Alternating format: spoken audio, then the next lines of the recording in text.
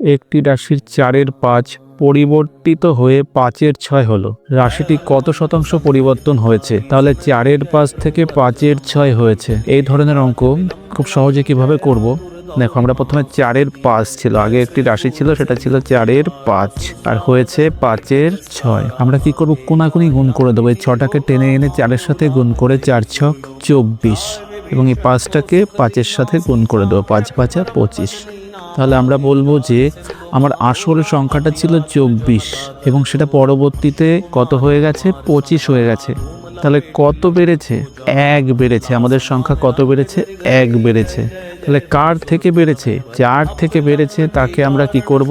নিচে বসিয়ে দেব। 24-এর থেকে 1 বেড়েছে। তাহলে 1-এর 24, তাহলে এটা আমাদের কত পার্সেন্ট? কোনো সংখ্যাকে যদি আমরা পার্সেন্টেজে করতে চাই তবে তার সাথে আমরা সবসময় 100 গুণ দিয়ে দেব।